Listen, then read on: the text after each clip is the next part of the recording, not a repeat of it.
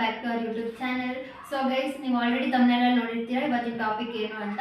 So ನಮ್ಮ ಪಪ್ಪನ life story ಬಗ್ಗೆ ಸ್ವಲ್ಪ ಕ್ವೆಶನ್ಸ್ನ ಪಿಕ್ ಮಾಡಿ ಇಟ್ಕೊಂಡಿದ್ದೀನಿ. ಅವರಿಗೆ ಒಂದೊಂದಾಗಿ ಕೇಳ್ತಾ ಹೋಗ್ತೀನಿ. ಪಪ್ಪ, ನನ್ನ ಕ್ವೆಶನ್ಸು ಅವರಿಗೂ ಗೊತ್ತಿಲ್ಲ ಆ್ಯಕ್ಚುಲಿ ಏನೇನು ಕ್ವೆಶನ್ಸ್ ಅಂತ. ರೆಡಿನಾ? ನೀನು ಕೇಳೋ ಕ್ವಶನ್ ನಾನು ಆನ್ಸರ್ ಮಾಡಕ್ಕೆ ಬರ್ಬೇಕಲ್ಲಮ್ಮ.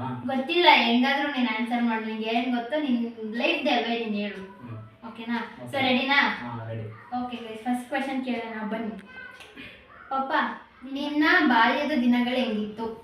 ನನ್ನ ಬಾಲ್ಯದ ದಿನಗಳು ಹೆಂಗಿತ್ತು ಅಂದರೆ, ನಿಮ್ಗಾದ್ರೂ ಇವಾಗ ಮೊಬೈಲು ಎಲ್ಲ ಐತೆ. ನಮ್ಮ ಕಾಲದಲ್ಲಿ ಮೊಬೈಲ್ ಎಲ್ಲ ಇರಲಿಲ್ಲ.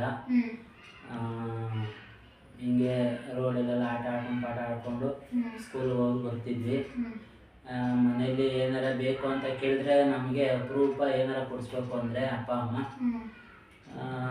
ಆಮೇಲೆ ನಾವು ಏನಾರ ಒಂದು ಟಿ ವಿ ನೋಡಬೇಕು ಅಂದ್ರೂ ಚಿಕ್ಕ ವಯಸ್ಸಲ್ಲಿ ಪಕ್ಕದ ಮನೆಗೆ ಹೋಗ್ಬೇಕಾಗಿತ್ತು. ಅದು ಸ್ವಲ್ಪ ದೂರ ಮನೆ. ಆ ಮನೆಗೆ ಹೋಗಿ ನಾವು ಪ್ರತಿ ಶನಿವಾರ ಭಾನುವಾರ ಒಂದೊಂದು ಫಿಲಿಮ್ ಹಾಕೋರು, ಅದನ್ನ ಹೋಗಿ ನೋಡ್ಕೊ ಬರ್ತಿದ್ವಿ. ಸೆಕೆಂಡ್ ಕ್ವೆಶನ್, ನಿಮ್ಮ ಅಪ್ಪ ಅಮ್ಮನ ಬಗ್ಗೆ ಹೇಳು. ಅಪ್ಪ ಅಮ್ಮ ನಾವು ಅಂದರೆ ಚೆನ್ನಾಗಿ ಸಾಕಿ 3 ಜನ ಮಕ್ಕಳು ನಾವು. 3 ಜನನೂ ಕೂಲಿ ಮಾಡಿ ಸಾಕಿದ್ರು. ನಾವು ಕೇಳಿದ್ದೆಲ್ಲ ಕೊಡಿಸೋರು, ಎಲ್ಲ ಮಾಡೋರು. ಕ್ವೆಶನು, ನಿಮ್ಮ ಫ್ಯಾಮಿಲಿ ಕಂಡೀಷನ್ ಹೆಂಗಿತ್ತು ಅವಾಗ ನಿಮ್ಮ ಬಾಲ್ಯದಲ್ಲಿ ಇದ್ದಾಗ? ಬಾಲ್ಯದಲ್ಲಿ ಕಂಡೀಷನ್ ಆಗಿತ್ತು ಅಂದರೆ, ನಮ್ಮ ಜೀವನ ಕಷ್ಟ ಇತ್ತು ಅವಾಗ. ನಾನು ಅವಾಗ 8ನೇ ಕ್ಲಾಸು ಓದ್ತಿದ್ದೆ. ಊರಲ್ಲಿ ಸ್ವಲ್ಪ ಅಪ್ಪ ಸ್ವಲ್ಪ ಸಾಲ ಮಾಡ್ಕೊಂಡಿದ್ರು. ಆ ಸಾಲ ಕೇಳೋಕ್ಕೆ ಕೊಟ್ಟಿರೋರು ಬಂದು ಬೈಯೋರು. ನನಗೆ ಅದು ಸಹಿಸೋಕ್ಕೆ ಆಗ್ತಾ ಇರಲಿಲ್ಲ. ನೀನು ನೆಕ್ಸ್ಟ್ ಯಾವ ಕ್ವೆಶನ್ ಬಂದ್ಬಿಟ್ಟು, ಯಾವ ಸ್ಟೇಜಲ್ಲಿ ಓದಕ್ಕೆ ಸ್ಟಾಪ್ ಮಾಡಬೇಕಾಯ್ತು, ಯಾಕೆ? ಅದೇ ನಂದು ಮನೆಯಲ್ಲಿ ಪ್ರಾಬ್ಲಮ್ ಜಾಸ್ತಿ ಆಯಿತು, ಅದಕ್ಕೆ ಹೋಗ್ಬಿಟ್ಟೆ. ಓದ್ಬಿಟ್ಟು ಬೆಂಗಳೂರಿಗೆ ಬಂದೆ. ಯಾರೋ ಗೊತ್ತಿರೋ ಹೋಟ್ಲಿಗೆ ಸೇರಿಸಿದ್ರು. ಅದರಲ್ಲಿ ಆ ಹೋಟ್ಲಲ್ಲಿ ನಮ್ಮ ಸಂಬಳ ಎಷ್ಟು ಏನೂ ಗೊತ್ತಿಲ್ಲ. ಅದು ಸೇರಿಸ್ಕೊಂಡವ್ರೆ ಆ ದುಡ್ಡು ಇಸ್ಕೊಂಡ್ರು. ತಿರ್ಗಾ ಹೋಟ್ಲು ಬಿಟ್ಟೆ. ಹೋಟ್ಲು ಬಿಟ್ಟು ತಿರ್ಗಾ ಊರಿಗೆ ಹೋದೆ. ಊರಲ್ಲಿ ಅಪ್ಪ ಅಮ್ಮನ ಜೊತೆಲೇ 1-2 ವರ್ಷ ಅಲ್ಲೇ ಅವ್ರಿಗೆ ಹೆಲ್ಪ್ ಮಾಡ್ಕೊಂಡು ಅಲ್ಲೇ ಉಳ್ಕೊಂಡೆ. ಉಳ್ಕೊಂಡಿದ್ದು ತಿರ್ಗಾ ಏನು ಮಾಡಿದೆ, ತಿರ್ಗಾ ಬೆಂಗಳೂರಿಗೆ ಬಂದೆ. ಆ ಬೆಂಗಳೂರಿಗೆ ಬಂದಾಗ ಪೇಂಟ್ ಕೆಲಸಕ್ಕೆ ಬಂದೆ. 30 ರೂಪಾಯಿ ಕೂಲಿ. 30 ರೂಪಾಯಿ ಕೂಲಿ ಬಂದು ಹೆಂಗೋ ಮಾಡಿಕೊಂಡು ಇಲ್ಲಿವರೆಗೂ 1100 ರೂಪಾಯಿ ಬಂದು. ಬಾಲ್ಯದಲ್ಲಿ ನೀನು ಮರೆಯಕ್ಕೆ ಆಗದೇ ಇರೋಂಥ ಒಂದು ಘಟನೆ ಅಥವಾ ಒಂದು ವಿಷಯ ಯಾವುದಾದ್ರು ಒಂದಿದ್ರೆ ಏನು? ಬಾಲ್ಯದಲ್ಲಿ ನನಗೆ ಮರೆಯದಂಥ ಘಟನೆ ಅಂದರೆ, ನನ್ನ ತಂಗಿ ಒಬ್ಬರು ಸೂಸೈಡ್ ಮಾಡಿಕೊಂಡು, ಅದೇ ನನ್ನ ಮರೆಯೋಕ್ಕಾಗದೇ ಇರೋವಂಥ ಘಟನೆ. ಆಲ್ರೆಡಿ ಇವತ್ತು ಸಂಕ್ರಾಂತಿಗೆ 26 ವರ್ಷ ಆಯಿತು ನನ್ನ ತಂಗಿ ತೀರೋಗಿ. ಅದು ನನಗೆ ಇವತ್ತಿಗೂ ಕಾಡುತ್ತೆ. ನನ್ನ ತಂಗಿನ ಕಳ್ಕೊಂಡಲ್ಲ, ನಾನು ಕಳ್ಕೊಂಡಲ್ಲ ಅಂತ. ನೆಕ್ಸ್ಟು, ಜಾಬ್ ಮಾಡೋದು ಈಸಿ ಇತ್ತ ನಿನಗೆ ಅವಾಗ? ಆ ಸಿಚುವೇಶನಲ್ಲಿ ಜಾಬ್ ನೀನು ಹೇಳ್ದಲ್ಲ, ಹೋಟೆಲ್ಲು ಪೇಂಟ್, ಅದು ಈಸಿ ಇತ್ತ ಅಥವಾ ತುಂಬ ಎಷ್ಟು ಕಷ್ಟಪಟ್ಟೆ? ತುಂಬ ಕಷ್ಟಪಟ್ಟೆ. ಪೇಂಟ್ ಕೆಲಸ ಮೈ ಮೇಲೆ ಹಾಕಬೇಕು ಅಂದರೆ ಮೈಯೆಲ್ಲ ನನಗೆ ಒಂಥರ ಬಾಡಿನೇ ವೈಬ್ರೇಷನ್ ಆಗೋದು.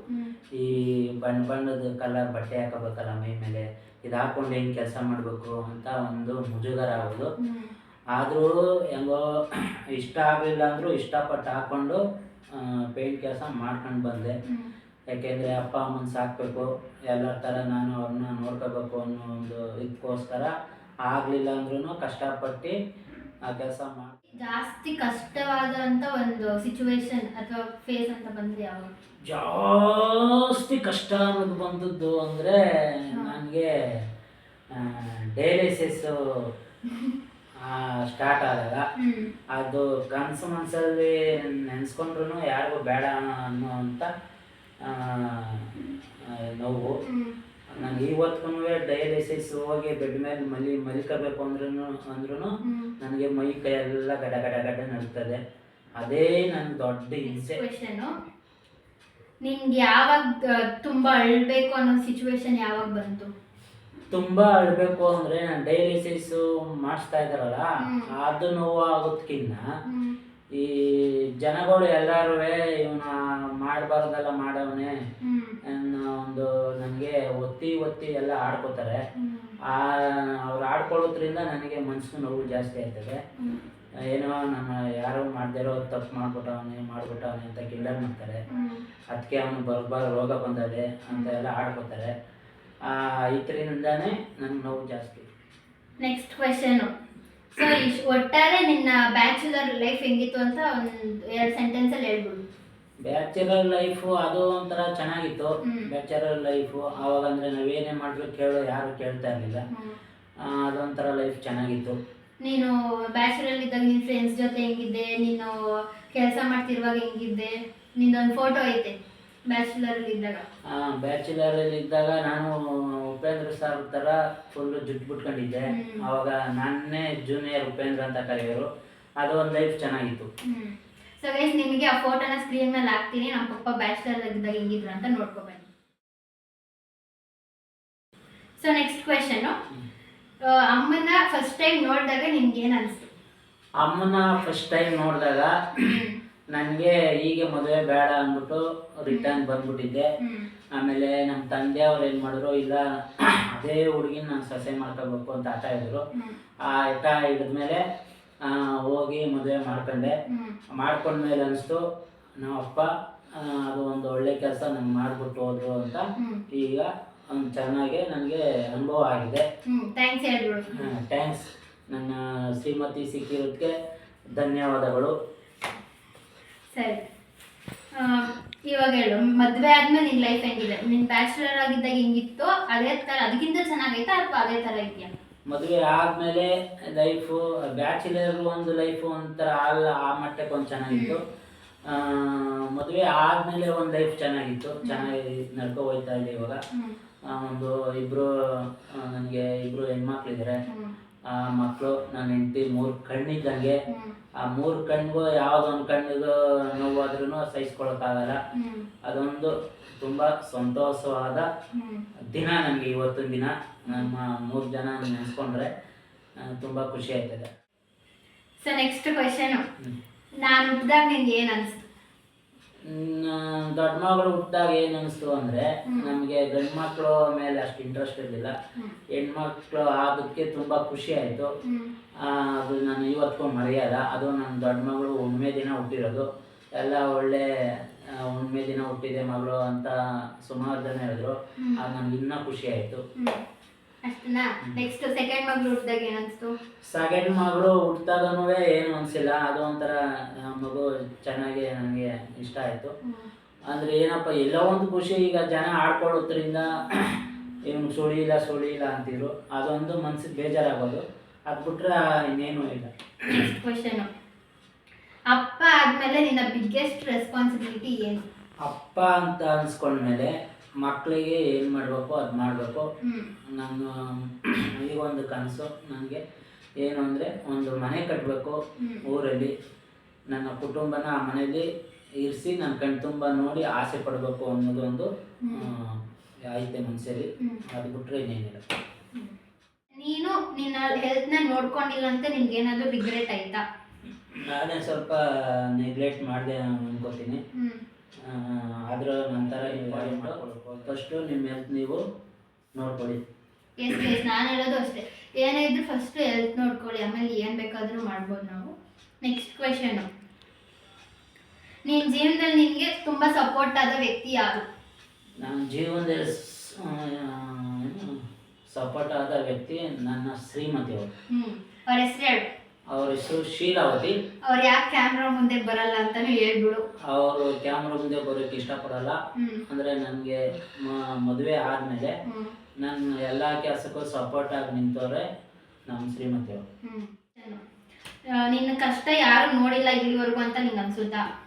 ನನ್ನ ಕಷ್ಟ ಎಲ್ಲ ನೋಡಿದ್ದಾರೆ ಪಾಪ. ನನಗೆ 4 ಜನ ಬಾಮೈಕ್ಳಿದ್ದಾರೆ. ಇವತ್ತುವರೆಗೂ 4 ಜನ ಬಾಮೈಕ್ಳು ನನಗೆ ಸಪೋರ್ಟ್ ಮಾಡ್ತಾರೆ. ಅದು ಹೇಳೋಕ್ಕೆ ನಾನು ಇಷ್ಟಪಡ್ತೀನಿ. ಕ್ವೆಶನ್. ನಿನ್ನ ಜೀವನದಲ್ಲಿ ನಿನ್ಗೆ ಏನೇ ಕಷ್ಟ ಬಂದಾಗ ಅದನ್ನ ಹೆಂಗೆ ಸ್ಟ್ರಾಂಗ್ ಆಗಿ ಎದುರಿಸ್ಬೇಕು, ಅದನ್ನ ನೀನು ಏನು ಮಾಡ್ತೀಯ, ಮತ್ತು ಕಷ್ಟ ಬಂದಾಗ ಹೆಂಗೆ ಫೇಸ್ ಮಾಡಬೇಕು ಅಂತ ಅವ್ರಿಗೂ ಹೇಳ್ಕೊಡು. ಏನೇ ಬಂದರೂ ಹೆದರ್ಕೋಬಾರ್ದು.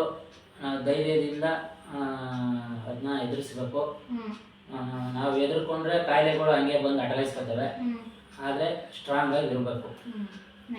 ನೆಕ್ಸ್ಟ್ ನಿನ್ನ ಜೀವನದಲ್ಲಿ ನೀನು ಜಾಸ್ತಿ ಇಂಪಾರ್ಟೆನ್ಸ್ ಕೊಡೋ ಒಂದು ವಸ್ತು ಏನಿರ್ಬೋದು, ಏನದು? ವಸ್ತು ಯಾವುದೇ ಒಂದು ವಸ್ತಾಗಲಿ ನಾನು ಸ್ವಂತ ಕಷ್ಟಪಟ್ಟು ತಂದಿರೋ ವಸ್ತುಗೆ ನಾನು ಬೆಲೆ ಅದಕ್ಕೆ ಇದು ಮಾಡ್ತೀನಿ. ಅದೇನಾರ ಒಂಚೂರು ಹಾಳಾದ್ರೂ ನನಗೆ ಸಹಿಸೋಕ್ಕಾಗಲ್ಲ. ಎಸ್, ಇದು ನಾನು ಹೇಳ್ಬೇಕಂದ್ರೆ ಒಂದು ಪೇಪರ್ ಹಿಂಗೆ ಫೋಲ್ಡ್ ಆದರೂ ಅವ್ರಿಗೆ ಇಷ್ಟ ಆಗಲ್ಲ, ಅದನ್ನ ನೀಟಾಗಿ ಇಟ್ಕೋಬೇಕು. ನಮ್ಮದು ಹೇಳ್ಬೇಕಂದ್ರೆ ನರ್ಸರಿಯಿಂದ ಇಲ್ಲಿವರೆಗೂ ಪ್ರತಿಯೊಂದು ಮಾಸ್ಕ್ಗಳು ಅಷ್ಟೇ ಸೇಫಾಗಿ ಅವ್ರು ಇಟ್ಕೊಂಡಿದ್ದಾರೆ. ಯಾವುದನ್ನು ಹಾಳಗ್ ಮಾಡೋಕ್ಕೆ ಬಿಡಲ್ಲ ಅಷ್ಟೇ. ಅವರೆಲ್ಲದಕ್ಕೂ ಇಂಪಾರ್ಟೆನ್ಸ್ ಕೊಡ್ತಾರೆ. ನಿನ್ನ ಜೀವನದಲ್ಲಿ ನೀನು ಬಿಗ್ಗೆಸ್ಟ್ ಪ್ರೌಡ್ ಮೂಮೆಂಟು, ನೀನು ಹೆಮ್ಮೆ ಪಡುವಂಥ ವಿಷಯ ಏನಾದರೂ ಇದ್ದರೆ ಏನು?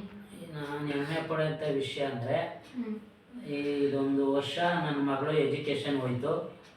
ನನ್ನ ಹಾಸ್ಪಿಟ್ಲಿಗೆ ಕರ್ಕೊಂಡು ಓಡಾಡ್ತಾ ಇರೋದೇ ನನ್ನ ಮಗಳು.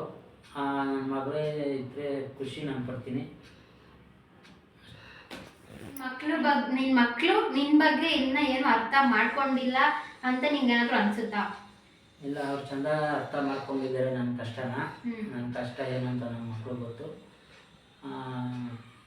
ಅಷ್ಟೇ ಹೇಳಬಲ್ಲೆ. ಪಾಪ ನೆಕ್ಸ್ಟ್ ಕ್ವೆಶನ್ ಬಂದು, ಯಾವುದಾದ್ರೂ ಅಪ್ಪ ಮಗಳು ಅಥವಾ ಯಾವುದೇ ಫ್ಯಾಮಿಲಿ ಮೆಂಬರ್ಸು ನಮ್ಮ ವಿಡಿಯೋಸ್ನ ನೋಡ್ತಿದ್ರೆ ನೀನು ಅವ್ರಿಗೆ ಏನು ಹೇಳಕ್ಕೆ ಇಷ್ಟಪಡ್ತೀಯ? ನಾನು ಈಗ ಹುಷಾರು ತಪ್ಪಿದ್ಮೇಲೆ ನನಗೆ ಸಪೋರ್ಟಾಗಿ ನಿಂತವರು ನಮ್ಮ ಮಿಸಸ್ಸು, ನನ್ನ ಮಗಳು.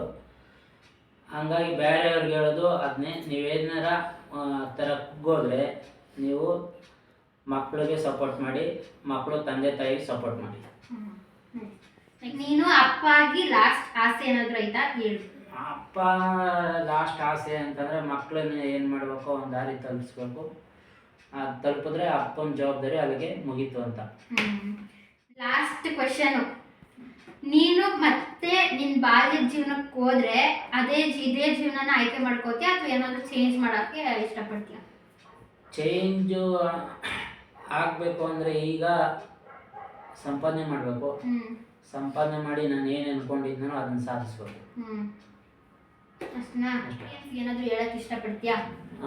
ಏನು ಇಷ್ಟಪಡ್ತೀನಿ ಅಂದರೆ ಎಲ್ಲರೂ ಕೈ ಮುಗಿ ಕೇಳ್ತೀನಿ, ನೀವು ಓದೋ ಟೈಮಲ್ಲಿ ಓದಿ, ದುಡಿಯೋ ಟೈಮಲ್ಲಿ ದುಡೀರಿ. ಆದಷ್ಟು ಅಪ್ಪ ಅಮ್ಮನ ಚಂದ. ಇವಾಗ ಇಲ್ಲಿವರೆಗೂ ನಮ್ಮ ಅಪ್ಪನ ಲೈಫ್ ಸ್ಟೋರಿನ ಹೇಳಿದ್ದಾರೆ. ಸೊ ಏನು ಪಪ್ಪ ನನ್ನ ಮಗಳು ನನಗೆ ಸಡನ್ನಾಗಿ ಕೇಳೋದ್ರಿಂದ ನಾನು ಏನು ಹೇಳ್ಬೇಕು ಅಂತ ನಾನು ಇಷ್ಟು ಹೇಳಿರೋದ್ರಲ್ಲಿ ಯಾವ್ದು ನಿಮಗೆ ತಪ್ಪು ಸರಿ ಅನಿಸ್ತದ ನನಗೆ ಗೊತ್ತಿಲ್ಲ. ಆದರೆ ಆದಷ್ಟು ಕ್ಷಮೆ ಇರಲಿ ನನ್ನ ಕಡೆಯಿಂದ. ಏನಾರ ತಪ್ಪಿದ್ರೆ ನಿಮ್ಮ ಹೊಟ್ಟೆಗೆ ಹಾಕೊಳ್ಳಿ, ನನ್ನ ಆರೈಸಿ ಬೆಳೆಸಿ ಸಪೋರ್ಟ್ ಮಾಡಿ. ಸೊ ಗೈಸ್, ಹೋಪ್ಫುಲಿ ನಿಮ್ಗೆ ಈ ವಿಡಿಯೋ ಇಷ್ಟ ಆಗಿರುತ್ತೆ ಅಂದ್ಕೊಂಡಿದ್ದೀವಿ. ಇಷ್ಟ ಆಗಿದ್ರೆ ಪ್ಲೀಸ್ ಲೈಕ್ ಮಾಡಿ, ಶೇರ್ ಮಾಡಿ, ಕಮೆಂಟ್ ಮಾಡಿ ಹಾಗೂ ಸಬ್ಸ್ಕ್ರೈಬ್ ಮಾಡೋದನ್ನ ಮರಿಬೇಡಿ. Meet you in the next video. Bye bye.